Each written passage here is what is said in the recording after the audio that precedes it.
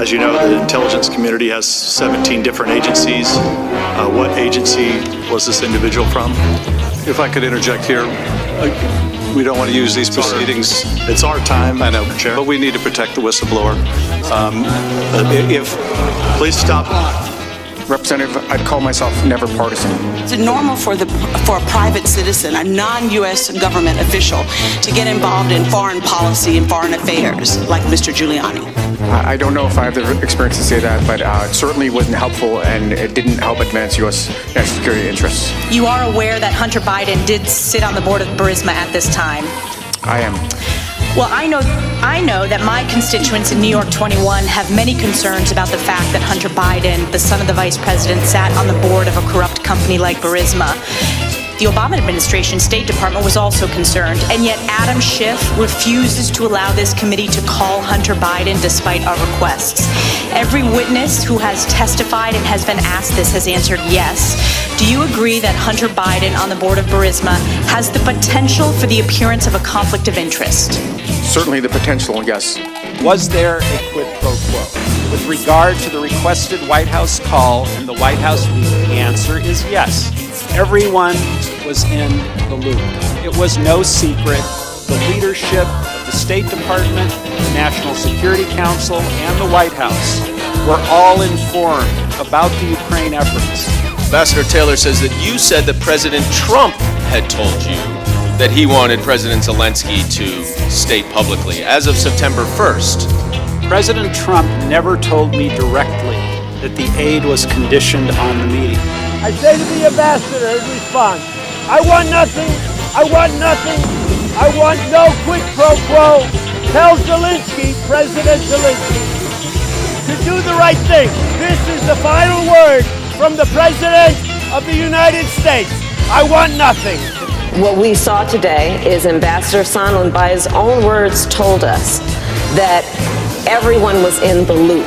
This is a president that not only with regard to his conduct with Ukraine, but every step of the way puts his own private interests, his own partisan interests, his own political interests in front of our country's interests. We have a president who is not only a pathological liar, he is likely the most corrupt president in the modern history of America.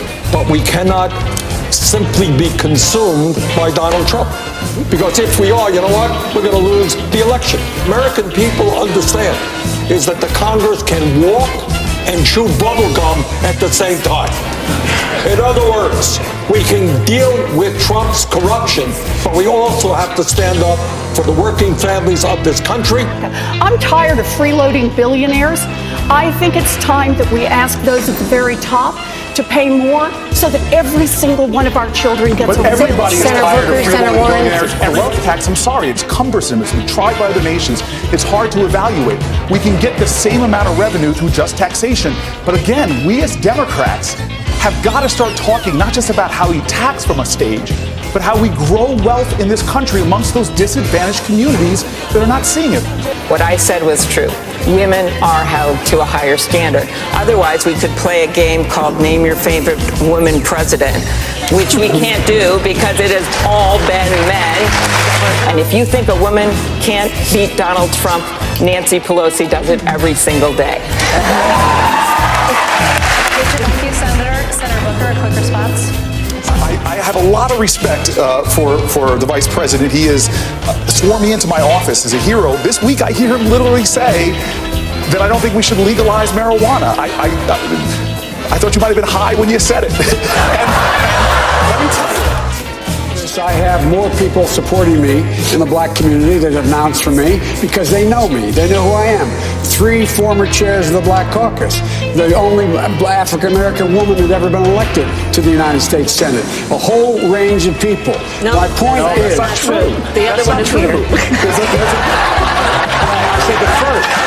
I said the first African-American elected. First. So my point is... So did I go through every single word in the call? No, because everyone by that point agreed. It was obvious what the president was pressing for. And Ambassador Taylor, as you've just outlined, had all those other interactions with all these other... But he didn't share it with us. Mr. Jordan, please do not interrupt. But sir, then...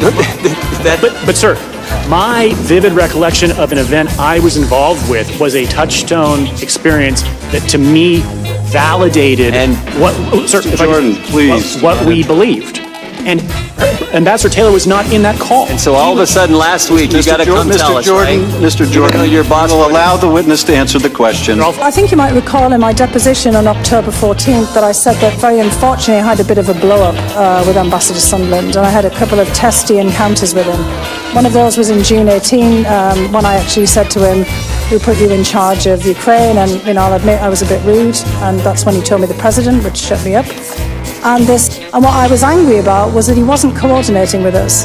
I've actually realised, having listened to his deposition, that he was absolutely right.